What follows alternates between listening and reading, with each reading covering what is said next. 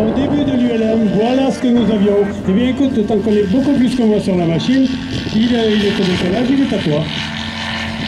Merci. Bien, donc je vais vous présenter un ULM qui ressemble plus aux premiers ULM qu'on avait l'habitude de voir il y a quelques années.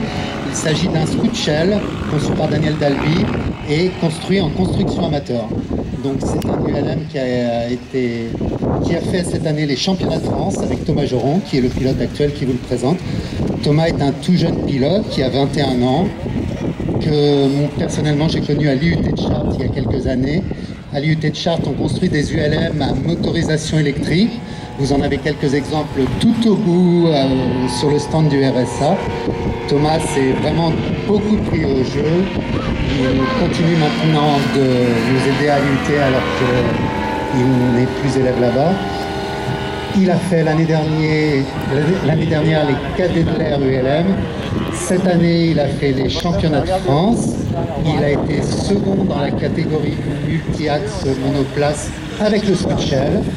Donc on voit que même avec un appareil extrêmement rustique, on peut réussir à avoir de très bons résultats en championnat.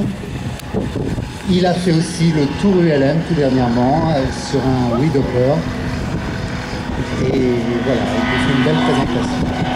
Alors cette ULM est donc conçue par Daniel Dalby. Ça a caractéristique principale, très grande facilité de réalisation. On a un ULM qu'on peut construire sans connaissance particulière, simplement en étant un peu soigneux et en très peu de temps, environ 200 heures de construction pour arriver à un ULM qui vole. C'est donc un des ULM qui peut se construire le plus rapidement et de plus il a des caractéristiques de vol particulièrement sûres. Bien sûr il est très loin des ULM qu'on a vu juste avant, il va beaucoup moins vite, mais il vole parfaitement bien et même dans des conditions très turbulentes, il vole parfaitement bien.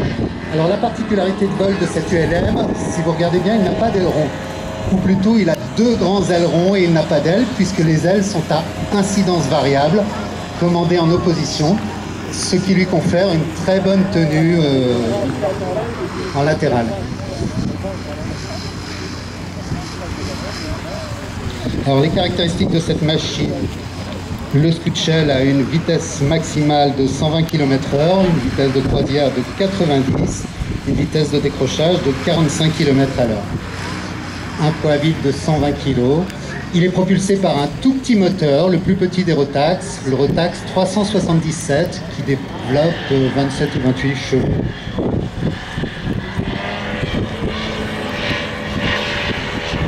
Donc l'intérêt de ce genre de choses, c'est déjà pour un jeune pilote qui n'a pas de grande expérience en construction, de construire soi-même sa machine et de pouvoir voler avec en très grandes conditions de sécurité, avec un coût de construction extrêmement faible, puisque le prix de revient d'une machine de ce genre est d'environ 5 000 €.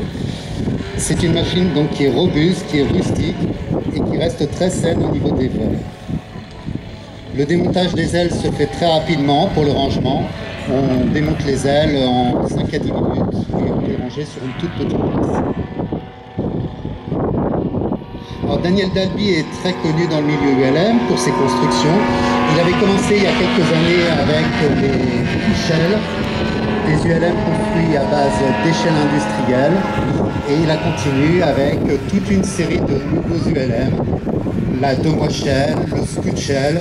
Tout dernièrement, il vient de faire un biplan, le Dragon, en monoplace. Le biplace est en cours de conception et il est aussi en train de finaliser un ULM hydro. Donc vous voyez que Daniel est quelqu'un d'extrêmement prolifique, qui fabrique énormément de machines et des machines qui sont extrêmement intéressantes. Alors bien sûr, ce n'est pas au niveau des performances de vol qu'elles sont intéressantes, mais plutôt au niveau de la construction amateur, puisque ça permet à des gens qui ne veulent pas consacrer 2000 ou 3000 heures de construction, de pouvoir fabriquer sa machine en 2 à 300 heures de construction, on la fabrique sans problème et sans connaissance particulière. Alors pour la petite histoire, on a un ULM de même type, de Shell électrique, qui est tout au bout au centre du RSA et qui a été construit il y a 2 ans par les élèves de l'IUT de Chartres. Donc vous voyez que même sans aucune connaissance particulière en mécanique, il suffit d'être soigneux et on y arrive. Ces élèves, c'était des élèves pas en mécanique mais en électronique et c'est pour ça qu'on a fait une Domo Shell à moteur électrique.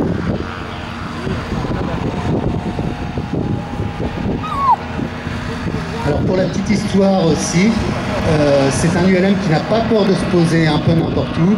Vendredi soir, en venant, on a eu un fort vent contraire en venant de Chartres et on n'a pas réussi à arriver avant la nuit aéronautique. Ben, ça n'a pas posé de problème. Thomas s'est posé dans un champ au bord de la route et on est reparti le lendemain matin. Je ne suis pas sûr que les ULM qu'on a vus avant n'auraient pas eu un peu de stress dans une telle situation.